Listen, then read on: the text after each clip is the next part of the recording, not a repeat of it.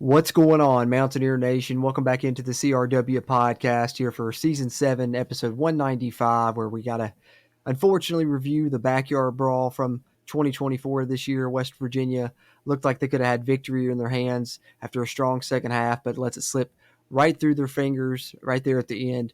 Pitt makes the plays that gets it done. West Virginia falls 38-34. We're going to dive into, the particulars of that game, of course, and then kind of what it means moving forward for the Mountaineers here. It is what looking, like some gloomy times throughout Mountaineer Nation, but hopefully maybe we can find a little silver lining for you in there somewhere. And joining me to help me do that, of course, my co-host, Steven. What's going on, everybody?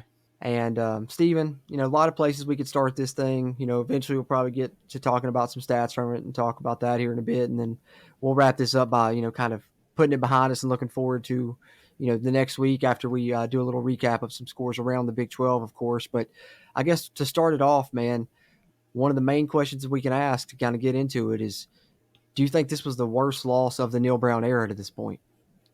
It definitely feels like it. It's only been 24 hours. We've had time to digest it, only for about a day now. But I've mentioned that to you guys several times. This game to me has certain elements that feel like what it felt like in '07, and I don't know why it feels like that. Strong words. Definitely not the same caliber of team that was. Even though I've held them up on a pedestal. And that's not to knock them. I still think that the talent's there for the most part. Again, I just go back to how bad some of the coaching's been in a lot of aspects of this season. So I'm not necessarily, I know that it's no secret that Neil Brown is very much back on that hot seat. That was going to be my next question. I was going to ask if you. not only for the simple fact of like 99% of the fan base is calling for his head, I mean, more so than they've ever had before. Even the ones that were supportive of Neil Brown in the past are even calling for his head now. So I'm not necessarily saying that needs to be the case right now. But I definitely do think that we need a defensive coaching change. I know you mentioned Shadon Brown and Jordan Leslie, possibly. Those are the main culprits, right? Those to me are the main culprits. One thing I'll mention before we get really into the things of this game is defensively. I think the one coach that this staff needs to go after is Jamal Adaff. Whatever role you put him in, I believe he should be a defensive coordinator. I think he's proved at several different destinations now that he has what it takes to be a defensive coordinator, and a damn good one at that. He did very well at WVU, and quite frankly speaking, and Brad's touched on this several times before, our secondary has not been anything. I mean, with credit to B.D. Bishop last year, with all due respect, our secondary really hasn't been anything since Jamal Adaff left this program. And people can get mad at him all they want to for taking those recruits with him. That's the name of the game in college football in 2024 as we see here today. Kids don't really commit to a program so much as they commit to a coach. And I promise you, that's another thing I'll touch on the reflective side of this. If you fire Neil Brown today, bye-bye Nico Marchiol. And you can say, well, maybe he'll stay. Nope, I don't think it'll happen. I think him, along with 90% of this roster, will leave, not maybe to follow him, but they will leave this program if that's the case. And that's the one thing I will still give Neil Brown credit on right now is he has done a damn good job in recruiting. And it's the best it's been since the 80s, in my opinion. Because I think it's better than recruiting, even though that it hasn't developed on the playing field like it has in years past. I know we had better years in the mid-2000s, but even then, our recruiting wasn't as well as it is now. We got 2 and 3 stars then that we developed into that talent, whereas now we're getting 3 and 4 stars. But it's like we talked about it in the past. I think Neil Brown checking every box, but one of the most important one wins. Unfortunately, that's how it's been here, as of late. And I'm right there with you, man. I'm more on the fence than I've ever been. I'm waiting to see what happens here in Big 12 play. Just give it the benefit of the doubt because conference play is so important here in the 2024 season. So, there's still a chance. I feel like, Lloyd Christmas on Dumb and Dumber. So you're telling me there's a chance. So that's kind of how I'm, Yeah. still sitting on the fence. But don't get me wrong, man. If, we end up losing record this season, if we end up, continuing to look like this with nothing being done, I'm going to be just as upset as everyone else because, with what the product you put on the field, there has to be some type of changes. And as you mentioned there, I think the defensive side is the first place you're going to look. And the one thing I keep going back to is, in this offseason, when we lose our safeties coach, Dante Wright, and instead of going out and hiring, another coach to coach the safeties to get in the secondary to help Shadon Brown, they hire, a coach to specialized in coaching the spur position, which used to be, the bandit position. And so you have one coach overseeing both that entire secondary and Shadon Brown, cornerbacks and safeties, something that's, not really done a lot throughout college football that I know of. And so that was a bold move right there to begin with. And then now, as you come out looking like you do on the back end throughout the beginning of this season, it just shows what was that? Was that a smart move in the offseason, a smart coaching move right there? And of course, that's got to be on Jordan Leslie or Neil Brown, one of the two there. And then especially it looks even worse on Jordan Leslie though when they talked about this past week or so with the struggles they've been having just in the first two games before this Pitt game, that Jordan Leslie was going to personally work more with the safeties and the back end continue to look just as bad. In this game, if Pitt would have thrown on every down, we would have been in a lot of trouble. Shout out to the front, shout out to the run defense. Andrew Jackson's doing a great job with the defensive line, but the secondary was just trash, man. Yeah, absolutely. The defensive front looked a lot better than what we gave it credit for going into the game. All credit to TJ Jackson. Trey Latham made a lot of good plays. TJ Jackson's a stud. TJ Jackson is a stud, and I still stand by that we have a lot of talent in the back end. It's just not being used in the correct ways in the correct schemes. And I'm tired of sitting here until I'm blue in the face saying that. But that's why I can't. I mean, we can, but also, I do want to on the offensive side of the ball. I don't know if we need. I don't know if we need a change there, but I nobody on offense has looked the way that they Yeah. should look, even in this game as well as they played at times. Yeah, it's like to question how they evaluate personnel because, the guys that have been the backups at receiver look better than the guys that they've picked as starters for the most part, save for, a few exceptions. Justin Robinson, Jaden Bray, those guys. How are you misevaluating it that badly? And, like I said, it's unfortunately all coming back to coaching when you put a lot of these, up together there in the addition column. That's what it equals out to. Yeah, unfortunately, that's the case. I I don't know. Justin Robinson made arguably the best play, one of the best catches of the year, possibly. But Oh yeah. Oh that yeah. that is the only play that I can point to and say, "Oh yeah, that's what we expected to see this season." One play out Well, of 3 games.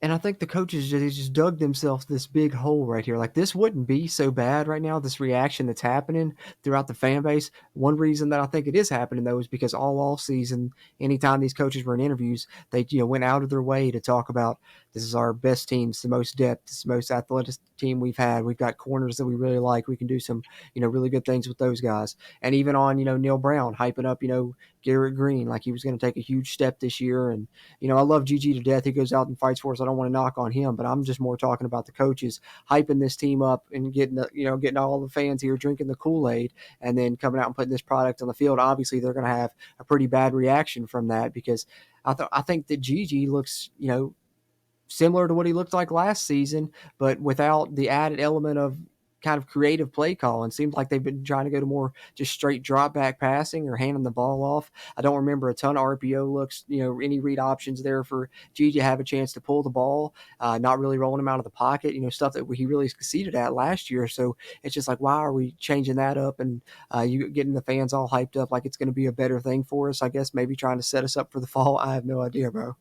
Yeah, I don't know. I don't know whether it's they they had what we thought was a really good receiver in Hudson Clement. I'm not knocking the kids at all. I mean, they're still good. They're still good football players. but they just haven't done much this season. We thought Hudson Clement was going to do great. We thought Justin Robinson was going to do a lot more. Jaden Bray was going to do a lot more. Widney Gallagher was going to do a lot more. A lot more players that we mentioned in the preseason that I can mention right now. But the thing is, they I told mean, us like, that. They're the ones that right. spot But that's what into I'm it. saying. Like that's what I think the game plan.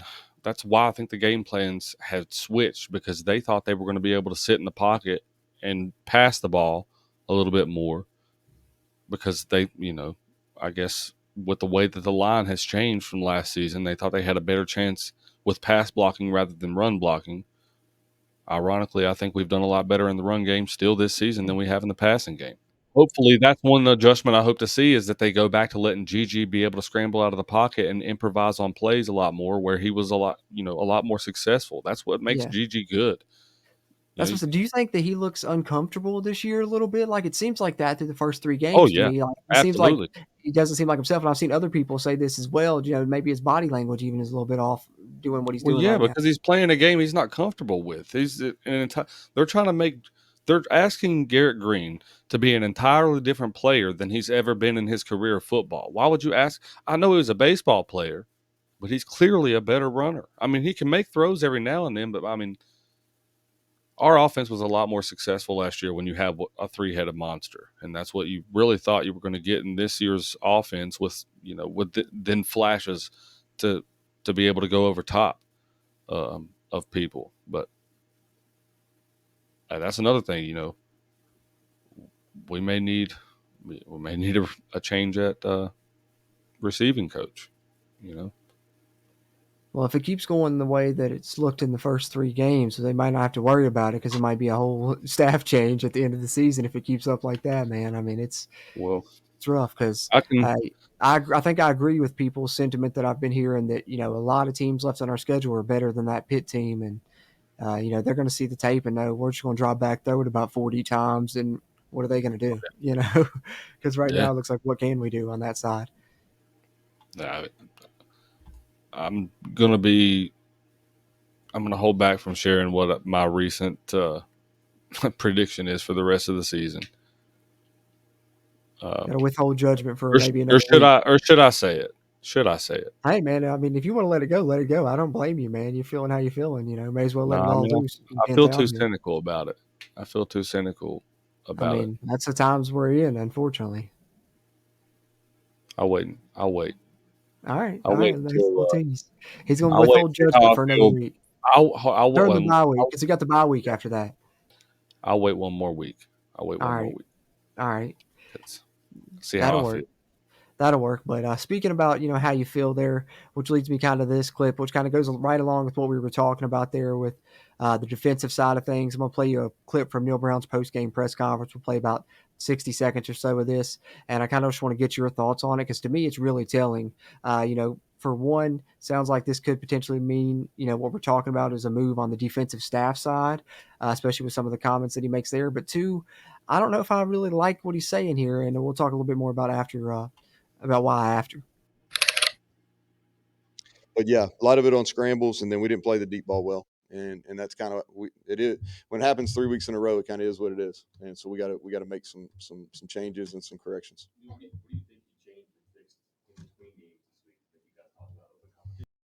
Yeah, we played some different guys back there at corner. We played 4 guys at corner. It's tough, Mike, till you go back and you watch the film to really assess. It's easy to look at the stat sheet and say, shit, they threw for 379. That ain't very good. You know what I mean? Like, um, and it felt really bad watching it on the sideline. But until you go back and watch it, it's really hard to assess the personnel. And so I'll give you a better answer on Monday.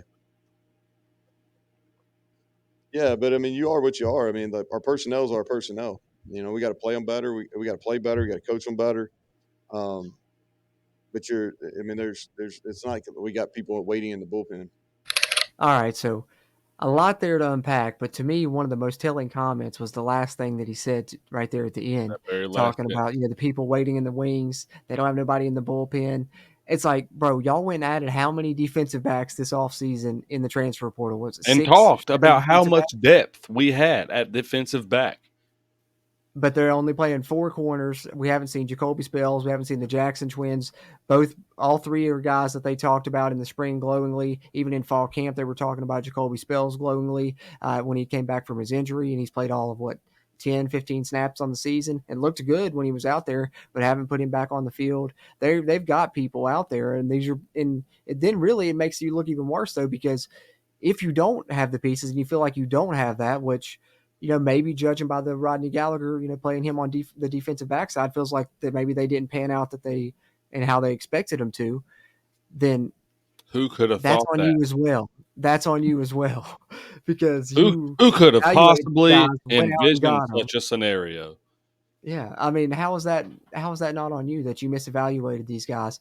And if we really think about it, that's kind of one of the big things that's bothering me, is that it's not been, just a couple years in a row. It's been about 3 years in a row they've misevaluated these transfers. Because go back to 2021 when they brought in Rashad Ajayi and Wesley McCormick, and Yep. we kind of did this whole dance once before, and they were talking them up in the preseason and saying, "Oh, these guys are really good. Athletic guys, be able to play man, be able to play more defense and stuff." And the defense was terrible that season. Then 2 years later, we have the one good season in between, but then 2 years later, they're doing the same thing, hyping up these players, and they end up, looking the same way that we've been seeing through these first 3 games, and it's one of the worst pass defenses in the country statistically. Yep. I mean, it's just like the same thing over and over and over and over and over with this defense. And then you finally, like, that's the thing about Beanie Bishop last year. You have one player that was making all those plays last year and really kind of helping the defense out. And you think the defense is making strides to get better, and they just fall back and they regress. And Yeah, I can't help they've but feel like, evaluated one transfer well in Beanie, but I mean that was about it on the as far as defensive backs are concerned. I'd like to go through a list. I'm gonna have to make a list and look at it and see. I bet you there's a lot more misses in there than there were hits. Charles Woods, maybe you can argue, but we just didn't get to see him for a long enough period to really know. So I don't know, man. The secondary, I think, like you said at the beginning, has been questionable since Jamal Adai left. And yeah, so someone is going to have to be a scapegoat here because, like you said, everything's just too loud from the fan base. I don't think we're going to fire a head coach midseason. Plus, if they're going to wait and end up having to make that move, they're going to want to evaluate this year. And, Neil Brown's buyout drops after like December 31st, 2024, I believe, as well. So they would probably wait on that anyway. But in the meantime, they would have to do something to appease the fan base, especially if they come out and lose to Kansas. And to me, those two scapegoats, maybe Jordan Leslie and Shadon Brown, or one or the other.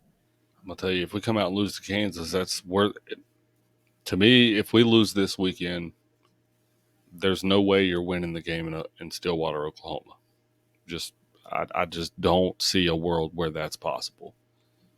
But I think during that bye week is where you would look to see a move like that happen, I think, though, after this game against Kansas. If we don't hear something in the next, few days, which I don't think we're going to really, I think they would probably wait till that bye week after Kansas and maybe make that move on the defensive side. So unless that would like spark them to make motivate them a little bit to go play well in Stillwater, I agree with you. I don't think that we have a chance in that game right now with things looking like they are.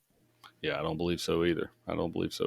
And it's going to be really telling if Jalen Daniels comes out and has a good game on this defense, because he hasn't looked great at all in their first few games. So if he comes out and makes our defense look just as bad as they have, then that's definitely going to be somebody's out the door probably Saturday night. If not sooner, I don't know. I wouldn't be surprised if we heard some news in the coming days. Yeah, if not it could already happen. by the time this show is released. Yeah, I was about to say it could happen between the time we get this recorded and released, even with as loud as the noise has been throughout the fan base. So that's for sure. That's for sure. Which is, I mean, I'm going to start taking whatever I think in the preseason and reversing it, because that's exactly what happens every single year for me. Because last year I predicted 6-6, we finished 9-3. After I predicted that, I predicted 10-2 this year. You starting out 1-2 with the potential of starting out. I mean, like I said, you got the potential to start out 1-4 if you lose this weekend, because like I said, you're probably not going to win that Oklahoma State game. You might have a chance in the Iowa State game, but I don't know. You really got the potential to start the season 1-7, 1-8. So I know that's what I've seen a few people say, that this could start 1-6, 1-7, and if so, heads will roll on that one. I would think. I do not see a world where Ren Baker is going to let that fly. Yeah, me I don't neither, even man. think he's going to let it get that far. And I that's don't think he would either. the one positive silver lining that we can all really be happy about, is that we have Ren Baker as athletic director, because he hasn't hired a football coach yet, but he's hired some other coaches, and I think DeVries remains to be seen, but I got really high hopes about him. Yeah, I got full faith in Ren Baker. He's definitely, the one positive thing we could talk about. Well, I guess not the only positive thing though, because something else positive that we can always talk about here on the Country Roads Webcast, Stephen, and that's Magic Mind, of course. You guys have heard me wax poetic about it. It's all natural ingredients. It's great for your energy level. It's great for your stress level. It's great for anxiety. You guys know that I love it. I enjoy it. But what really makes and sells you on a product is multiple good reviews. That's when you get that good word of mouth going, because multiple people have tried a product, told you it's good. So I got a chance to get my co-host to try some Magic Mind this weekend when he came over to do the watch along of this Backyard Brawl here on the CRW that we live streamed on the YouTube channel. And Steven, you got to try the mental performance shot. How did it make you feel? How was you feeling? I felt great. I felt very focused, but it made you feel the focus without all that, like the jitteriness that a lot of like the Yep. energy drinks and stuff give you. And I loved that, because that's the one side effect that I really hate from the energy drinks and the coffee. Yep. I love my coffee, but it helps it stay for a longer time. But I felt Yeah. great. Yeah. Works great with the coffee.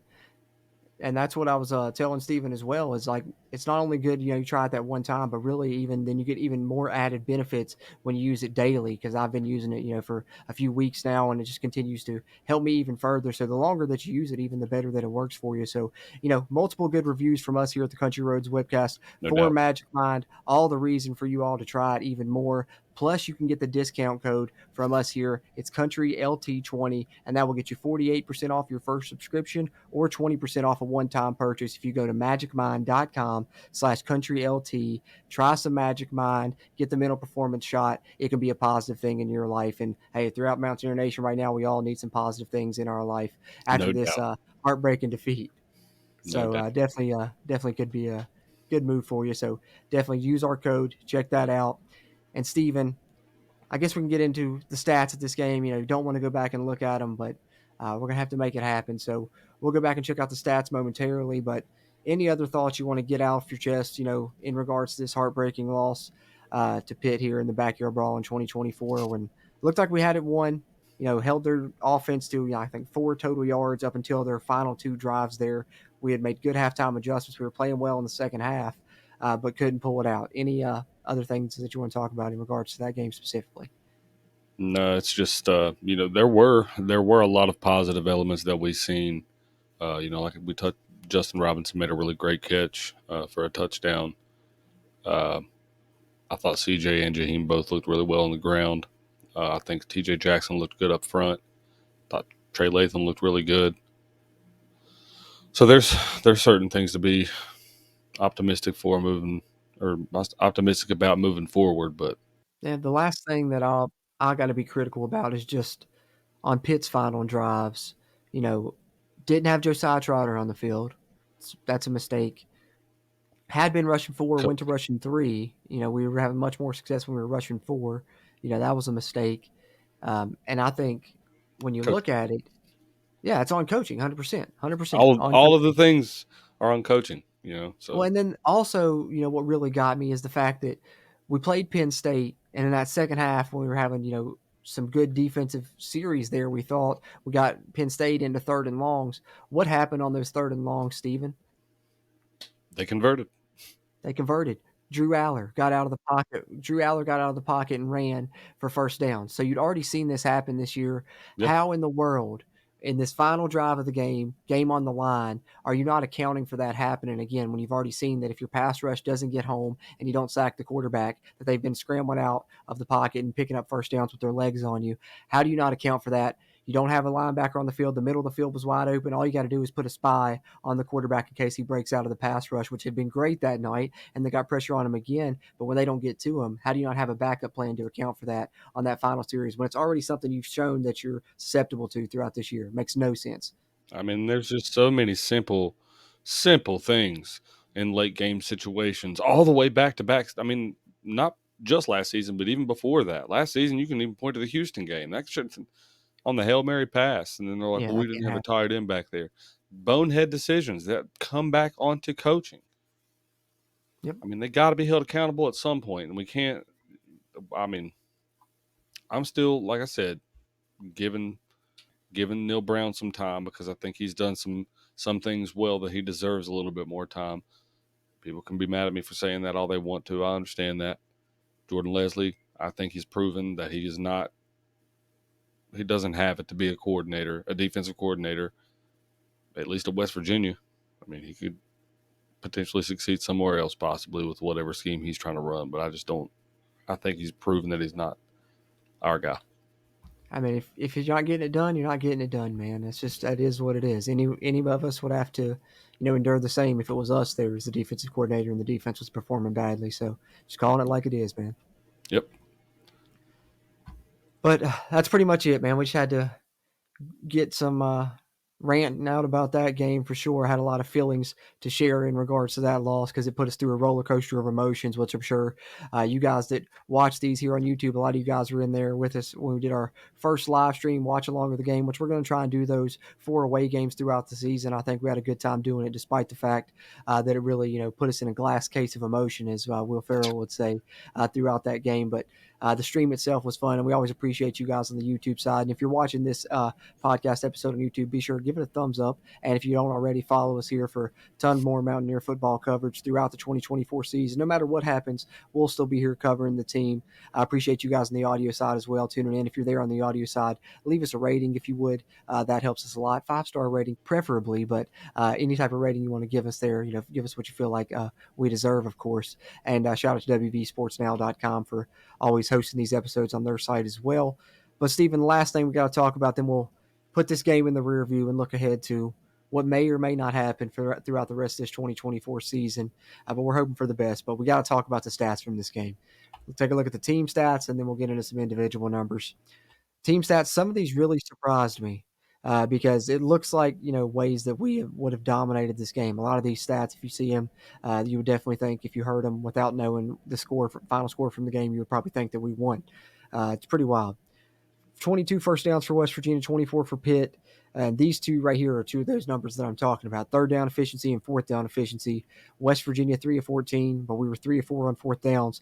We held Pitt to 1 of 8 on third downs and 0 of 1 on fourth downs. So, you see that and you would think obviously that you had a good game, but it just didn't seem like that, because it seemed like to me, and I think we talked about this throughout the game, every time we had Pitt into a second and long scenario, they would hit a big play. So they wouldn't even end up with these third downs a lot of the time because they would convert on a 2nd and 17, 2nd and 23. The long touchdown pass at the end on their next to last drive was on a 2nd and 30. Yeah. Yeah. I remember that exact play that you're talking about too. Yeah. So that's a problem, but did do good on third and fourth downs. Total yards, we outgained them 398 to 379. Passing yards, yet again, 300 passing yards we give up. I believe that's all 3 games this season. We've given up at least 300 passing yards to all 3 quarterbacks we faced. We threw for 210, 16 to 30 for Garrett, right at that same 53% completion rate that they were trying to work on from last season, but haven't seen too much evidence of that. 21 of 30 for Holstein. Garrett Green did throw 2 interceptions, one being on the final play of the game. West Virginia, this is where they had the big advantage in rushing. 188 yards rushing for West Virginia. They hold Pitt to only 78 yards. Run defense was good in this game, holding Pitt to 2.7 yards per carry. Penalties, far too many flags thrown in this game. We talked about this while we were watching it. 7 penalties on West Virginia, 12 on Pitt.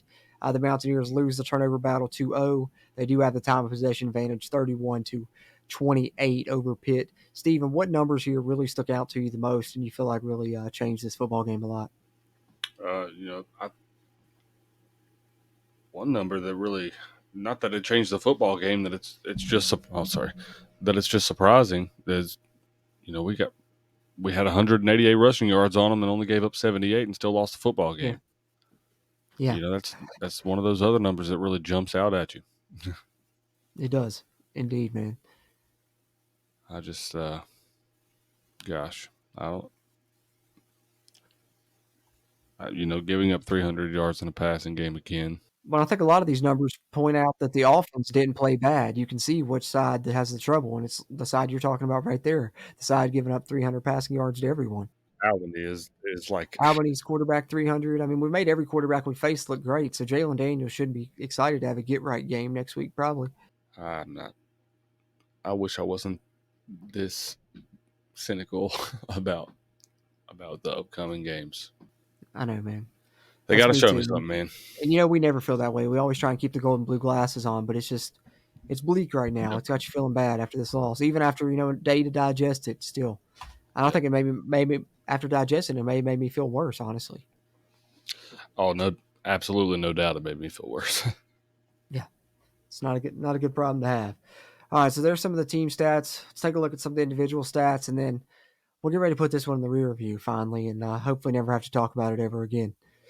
West Virginia passing, like we talked about, Garrett Green 16 of 30, 210, 2 TDs, 2 picks. Holstein 301 and 3 TDs. West Virginia running the ball, 79 yards for C.J. Donaldson on 19 carries with a touchdown. Jaheim White 13 for 46 and a touchdown. Garrett 11 for 49. And the one thing I want to talk about with Jaheim is I'm personally worried that I think he's hurt a little bit more than they're letting us know as a fan base. Because remember that arm injury he suffered against Penn State, and since then fumbled in both the past 2 games. I don't remember him really fumbling any times in his career prior to that. So I'm wondering if it's the arm injury, especially knowing what we know about this coaching staff not really being willing to disclose injuries all the time after they would tell us all year last year that CJ wasn't injured and then come to tell us this offseason that he was injured all year last year. So they've shown, already a history of doing this with running backs. I don't know what your thoughts are there, but I think Jaheim White's arm injury might be hurting him a little bit.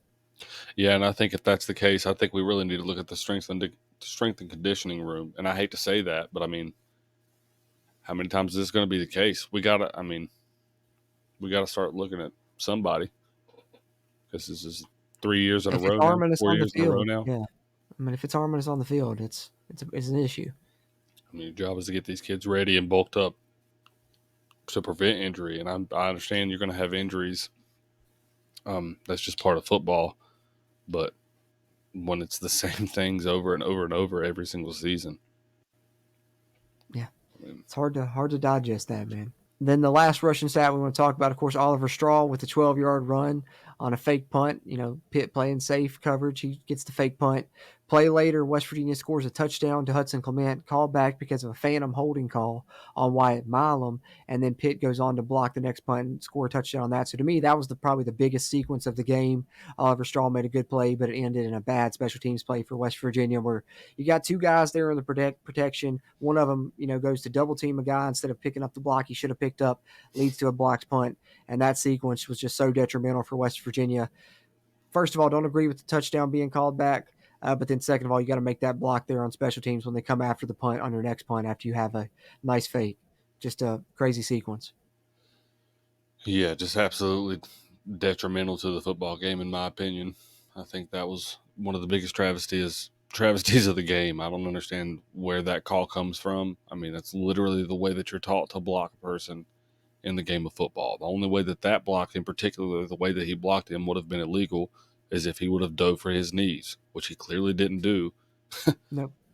I mean, he kept his hands inside, book block, and the guy falls down. I mean, I think the reason they called it was because he had a hold of his jersey. That does not matter. If he is in front of you, unless he yeah, moves they're to going to let this you grab a position little bit. or If that's this the case, they could call position, holding on every play. right? If he moves to either one of his sides, then you call holding.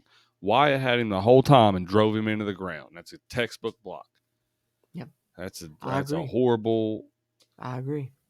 I can sit here until I'm blue in the face talking about how many bad calls there were in the game, Yep, and on both sides, quite frankly. that's the most aggravating thing about their fan base is they'll sit there and say that they have more penalties. Well, they should have had more, honestly, Well, a because lot of those were false starts and things that they were couldn't obvious. handle T.J. Jackson in the first half, and then in the second half rolls around and they were holding him every daggone play. None of them get called, and then they call that shit on Wyatt Milam. That's my main frustration about it. Yeah, I And get then it. in another token, they called the phantom PI call later on in the game.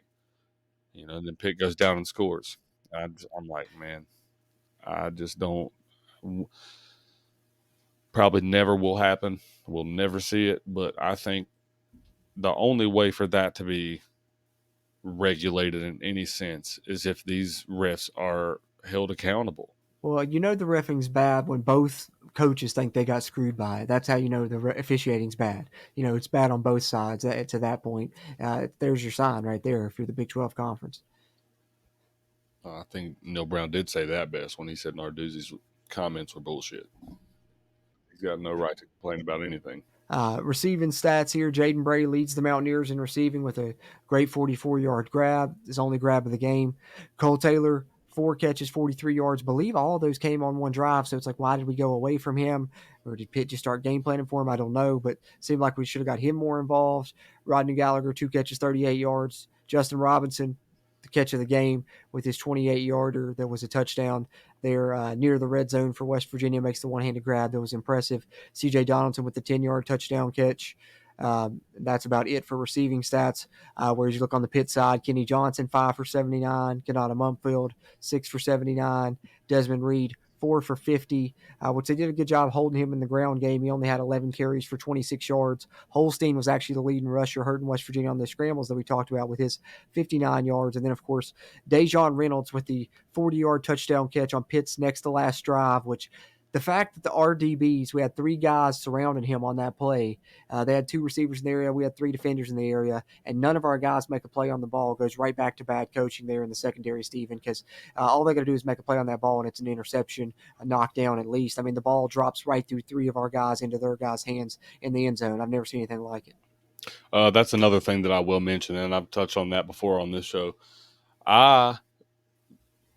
I want a defensive coach that's going to teach our defensive backs to play the ball and not the defender, because that's how you get those PI calls, and that's how you give up big plays like that, because you don't really know whenever you're guessing.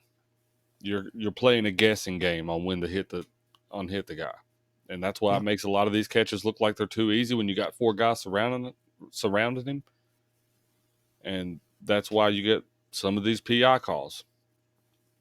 And if you It's play an the issue. ball, if you play the ball, you have less PI calls and you have more pass breakups. I agree with you, man. It's a problem, man, and they've shown it throughout this season. We've seen them face guarding guys, and they gave up a touchdown against Penn State in the half, just straight face guard, never turned their head around for the ball. And then we've seen other times when guys could make the play on the ball and just didn't even do anything, like they did on that touchdown there for Reynolds of Pitt there late in the game. So it's an issue. And it's a repetitive issue at that. Absolutely. Defensive stats, yet again, McMillan leads Pittsburgh in tackles, as kind of expected. He led him in tackles last season when we played him. Good player there with 13 tackles. Kyle Lewis with 13 tackles for him. Biles did a good job getting the backfield with it. He had 2 TFLs. And then Jimmy Scott did end up with the sack of Garrett Green in this game. West Virginia, I thought, did a good job with blitz protection for the most part, and not a ton of missed assignments in the run game either, except for that final drive when West Virginia had the ball one more time. That initial run C.J. Donaldson was going to make. Neil Brown said that someone whiffed on a blocker. They probably would have had a first down run to kickstart that drive. I'll have to check that one out on film review. But other than that, I thought the offensive line did a good job for West Virginia for the most part, run and pass blocking. But Pittsburgh did make some plays defensively. I mean, that's what they're going to do with their blitz scheme. As far as West Virginia's defense is concerned, 8 total tackles for Aiden Garnes to lead the team, 7 for Anthony Wilson. TJ Jackson, as we talked about, just a hell of a game in his first start there. 1.5 sacks and 4 tackles for a loss, 6 total tackles. West Virginia did a great job with their pass rush in this game. Do have to give them credit for that. That is one thing that needed to improve and showed improvement. And that's something you're going to have to continue to have if you want to have a chance with your back end being so bad. Trey Lathan got one of those sacks, and he had 3 TFLs of his own. Half a TFL for Aubrey Burks and Josiah Trotter, who also had half a sack. TFL for Tyron Bradley, TFL for Hammond Russell. In total, West Virginia 5 sacks, 11 TFLs. That is the defensive positive, Stephen. But any of the individual stats that stuck out that you want to mention here before we wrap up the stats from this game and then kind of just give our closing thoughts and move on to talk about the rest of the conference? No, Aiden Garnes, shout out to him. Picked him in the preseason. He had a pretty good day yesterday. And TJ Jackson again. He had a really good coming out party despite the outcome of the game. Yeah. He's the best defensive lineman we got, to be honest. right now. Yeah, and that's hate to say that because I love Sean Martin, man. That's my boy, but TJ Jackson's just that's, shining. He really is. he is. He is. He is. All right, so that's the stats there, team and individual wise. From the Backyard Brawl, like we said, heartbreaking defeat. We've talked about it a little bit, kind of shared our thoughts, talked about the stats, and we're going to get into the recap of the Big 12 here momentarily. But, Steven, any final thoughts before we put this game in the books, put it behind us for good? Eat shit, Pitt. Hey, forever, man. Win or lose, that's one thing we always got. I hate him. Yeah. Hate him. Always hate Pitt, and this doesn't do anything to take that away. It just rekindles that hatred a little bit more. Yep. So the victor goes the spoils, unfortunately, and unfortunately West Virginia falls short in a game that they probably could have and should have won. You hate to hear that in a backyard brawl, but it is what it is. West Virginia's 1-2 on the season, heading into the start of Big 12 conference play, where they will meet up with some of these teams here that we're going to be talking about, starting with Kansas on Saturday. We will get to them momentarily, but before then, we did have a Thursday game, Stephen, in the Big 12 conference, and that was Arizona State and Texas State. Arizona State been one of the surprising teams here in the Shout out conference, and they Scatabo. get another win. Hey, Scatabo, I know you got him on your fantasy team. He's been putting up numbers. He's a guy that gets a ton of carries. If you haven't watched him, watch him at the running back position for Arizona State. They look like they might be a little bit better than expected. Maybe not going to be a bottom dweller in the Big 12 this year. Off to a hot start there under Kenny Dillingham. 31-28 win over Texas State on the Thursday night game. And then Friday, we do have a couple Big 12 games, but only one of these is between two Big 12 teams that doesn't count as a conference game. And, of course, that was Arizona and Kansas State. We kind of thought Kansas State would handle them, especially playing in Manhattan. Arizona has some question marks as they fall 31-7. Kansas State's defense does a good job. Avery Johnson puts on a good performance, and Kansas State looking like the contenders that we kind of expected them to be. Yeah, no surprises there. Surprising for Arizona. I know you agree. Yeah, especially to see them only put up 7. Yeah, in Kansas, I don't know. UNLV, man, they've looked good in the first 3 games of the season that they've played. Yeah. So Yeah, that's the other Friday night contest, of course, is Kansas falling to UNLV 23-20. UNLV puts together a big drive at the end. And Kansas, in a similar spot to West Virginia, not expecting to go 1-2 in non-conference play. They're expected to be a contender. And instead, they're 1-2, just like West Virginia had those same aspirations that are 1-2. So it's going to be interesting to see these two teams kind of limp into this game, and it's really going to be a huge battle for the rest of the season because effectively, really, I think whoever loses this game probably feels like their season is over for more or less if they're sitting there at 1-3, 0-1 in conference play. yeah, it's going to be hard not to feel that way. I mean, you lose this game, all hopes of a playoff are all but gone. Both sides. It's big. It's a must-win game. I mean, it truly it's a must-win game for both sides and probably both coaches, especially in Neil Brown's case, I think, with the noise we've been hearing. And we'll talk more about that this upcoming week. We'll have our preview podcast releasing on Wednesday. You guys can hear our thoughts on that matchup between two struggling teams right now that weren't expected to struggle, West Virginia and Kansas, both coming off losses now as Kansas loses on Friday. West Virginia falls on Saturday, as we talked about, 38-34 to the Pittsburgh Panthers. And the other Saturday slate for the Big 12 was interesting as well. Some unexpected outcomes, some more expected. One of those that we kind of more expected, Stephen, was Cincinnati coming out on top of Miami, Ohio, 27-16, get the win on the road over Miami. And Cincinnati, I think they look like they get a little bit improved from what they were last season, personally. Yeah, it's another team that West Virginia should be worried about playing. Yeah. They got a decent quarterback, I think, with Sorsby, and they're good in the trenches. And we always talk about how we like Corey Connor, so they got some players. And then the most surprising, maybe to me, result in the Big 12 was Texas. Texas Tech really bouncing back. We saw them struggle mightily. We thought North Texas would have a chance in this game to at least cover the spread, if not maybe even win outright with what Texas Tech had put on film. But then they come out and absolutely look like a totally different team, scoring 66 points, beating North Texas 66-21. They put up 52 in the first half, so Texas Tech scoring 66 points. West Virginia doesn't play them until the end of the season. That's another scary opponent for West Virginia right there to face. I was going to say, that's one of the ones we thought we had a gimme. And like you touched on before, Texas Tech could have it turned around by then. Yeah, especially they'll probably be hitting on all cylinders by then if they're starting to turn around right now with this game, as it looks like it could be, coming out with a huge win. Oklahoma State 45-10 over Tulsa on the road. And the thing about Oklahoma State this year that really makes them seem like a big time contender is the fact that, Ollie Gordon's not even doing all the damage for them. Alan Bowman's actually been passing the football, which of course would be bad news for West Virginia, but maybe bad news for the rest of the Big 12 if Oklahoma's can be balanced on offense like that to go along with what they always have, a solid defense and a good run game with Ollie Gordon. Yeah, no surprises here. That was my pick to win the Big 12. I remain strong on that pick. Yeah. And they may be close to a top 10 team by the time we play them after, Kansas in a bye week. So, definitely intriguing matchups on the horizon for West Virginia within this conference when you see how everyone else is looking. Definitely seems like a lot of evenly matched teams. If nothing else, West Virginia is probably going to be in a lot of games that were like the Backyard Brawl, a lot of one-score contests. And so definitely they're going to have to get some things corrected if they want to win more of those than they lose, which they're going to need to moving forward when you come out of non-conference play with a losing record. Utah takes down Utah State, much to my chagrin, 38-21. Utah gets it done on the road there. Unfortunately, Utah continuing their early success here in the season. We'll see what happens, though, when they get into the Big 12 conference play. I guess we still got that to look forward to. I don't know. They've got – there's a report that their quarterback had tetanus in his finger, and then it was just a scratch. Yeah, then it was day to day, so who knows what's going on with that. He's going to be out 6 to 8 weeks. So I don't know. You never know what's going out there. This guy's petitioning for possibly an 8th season. Oh, yeah, a lot of people go to college for 7 years. They're called doctors. I hate to say that I called that, but He's definitely shown to be injury prone. Cameron Rising shown injury prone for sure.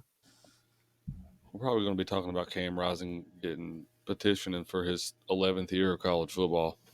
Yeah, in 2027. Yeah. We'll still be talking about him probably. It seems like he'll be 30-some years old playing college football. But then how about this result, Stephen? Because we got to watch a little bit of this one after our game. TCU up big on UCF. I believe it was 28-7, if I'm not mistaken, at one point. And then UCF really just wears on them in the second half. That strong run game they have, running KJ Jefferson, running with the running back RJ Harvey. They have other great running backs there as well. And Gus Malzahn's offense, we've always been a fan of it. It wore on TCU, and they end up sneaking out the win there late in the game over TCU in Fort Worth. So on the road, hard to win on the road in this conference, but UCF gets it done, and they're looking, like an underdog in this conference thus far early in this year, I think. Yeah, I think UCF is very much a contender early on so far, especially with the way that their offense has looked. And, if they've got the potential to hold strong and in the fourth quarter, and their defense can hold like they did in this game, then yeah, very much a strong contender. Yeah, very much so.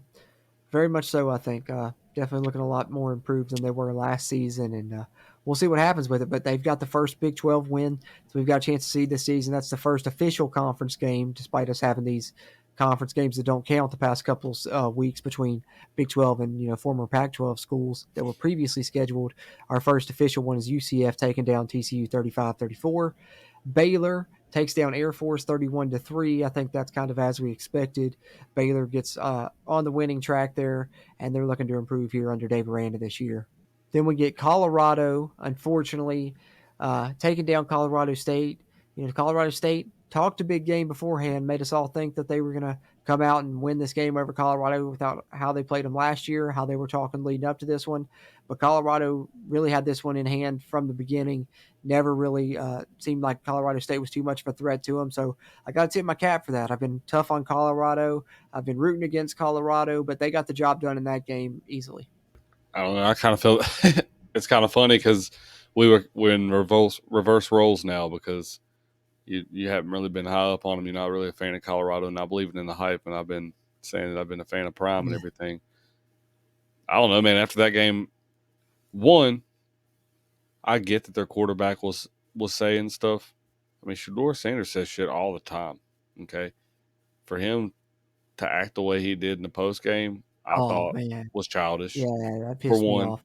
For two, I think it's very comical for Colorado to be celebrating this game like they won the semi, like they're, I mean, like the semifinal game in a playoff or some shit. I mean, they're like, I don't know. I guess it's a rivalry, but like They're not they going to have make a bowl game. I mean, they'll win maybe 4 or no, 5 games no. total. And they brought out their entire offensive line to the press conference. Shedeur Sanders is hurting his NFL draft stock too, because if you remember what was last week, when they lost, he left the field with like 2 minutes to go by himself without his team. Didn't even stay for the post game, and then this time won't shake the opposing quarterback's hand. Like, yeah, did he talk smack? Sure, but I mean, after the game when it's over, you got to still shake that man's hand. I mean, that's Right. just it's a, The name of the it's not a game is good look. It's respect, not a man. good Like look. Yeah, there's gonna be people that talk shit after the game and everything. Like, I don't know, man. I thought that was childish. I thought that was I childish. agree. I agree with you, man, and I'm sure scouts are watching that, and that's And a I'm a con fan of check mark his. for him. It's a con for him. And then the last two games to talk about, both decisive wins here, and those were Houston over Rice, 33-7 in Houston. Houston's bounced back from their earlier struggle against UNLV, which I think UNLV is a lot better than we all expected. So maybe Houston's not as bad as they initially looked under Willie Fritz. And then of course BYU, Stephen, 34-14. Handling Wyoming on the road. Impressive win here as they put up points as well to go along with the great defense we've already seen them play early in this season. BYU looks improved, and I know you're hyped about that. Hey, I'm telling you, buddy, I'm becoming more and more of a BYU supporter the more the weeks go on. I wonder why Hey, that is. that's a secondary team, something for you to be happy about, I guess, huh? Yeah, I guess I don't know, man. Might need it, hopefully not. Might Hopefully just not. become a Hopefully bandwagon turn it fan. around. Might just burn it all down and become a BYU fan. I don't know. It's that bad, man. It's that bad. Never. I'll Nah, die never. with We'll be this. there I every will week, man. always that. We'll I'll be die one with of the this on my few chest. that's in Morgantown this weekend. Probably won't be a ton of people. I'm expecting attendance Yep. to be low, but we're both season ticket holders, and we'll be there on Saturday. Yeah, and the bright side is at the end of the season, if they don't win any more games at home, they might owe us some money back, and might some money. That'll never happen. That's how if you feel like that when you have if you end up having a losing season or something, that it will make you feel like that 100%. So that's something that Rim Baker's gonna have to take into account when he evaluates all this, and I'm sure he's watching this and evaluating now because the reaction of the fan base has been so loud. But if it gets to the point where they starts hurting them monetarily, that's when they really have to start thinking about what's going on. But with that being said, that's kind of one of my final things that I wanted to echo here before we get getting ready to wrap this one up, is just the fact of I've seen a lot of people in response to this, being upset when the coaching staff fired, and that's fine to voice your opinion about that and everything. But I think that the wrong move to make is pulling your money out of the Country Roads Trust. That's hurting the athletes. That's hurting, the future, because even if you do want to coach and change, that's something that you're going to need for the future is those funds in there to help you get players, to help you, go out and hire a new coach. The funds in the Country Roads Trust, the funds in the athletic department through the MAC. So I don't think pulling your funds out is really going to make that much statement. It really could hurt West Virginia in the future. So I don't think that's a way to respond to this. If you want to be vocal on your social media, say what you want to say, do what you want to do, that's fine. I support everyone feeling about how they feel. It's, a negative time right now. Things aren't looking the brightest. So, say you want people fired, ask for change because we do deserve that. We've been in the Big 12 since 2012 and haven't played in a conference championship game. I think we can at least expect to play in a conference championship game in this conference at least once a decade. That hasn't happened. So it's okay to voice your opinion and be upset about what's going on. But I just think, pulling your money out of the funds that are going to help WVU in the future isn't the way to go. So that's just kind of one of the last things I wanted to mention here. And I absolutely agree with that. And you know what I mean? I think if anything, if you're going to pull your money out of Country Roads Trust, then you're pretty much saying that you don't want WVU to be good in the future, because contributing to that helps the athletes, which helps recruiting, which helps the program get better as a whole. And right now, West Virginia was on a trajectory to have one of the top in the nation as a whole, and that's up there with those top programs that everybody calls the blue blood programs. Everybody talks about how Alabama and Ohio State and LSU and all these people steal recruits from places like WVU. West Virginia has now got the money in those types of in those types of places, and that's with the help People talk all this crap about Pat McAfee, and if it wasn't for him, you know, he contributes a lot to that fund, as does Pac-Man Jones and a lot of these guys. So I mean, like support. As much as we're saying keep on supporting our current athletes, support our former athletes, man. Like Yep.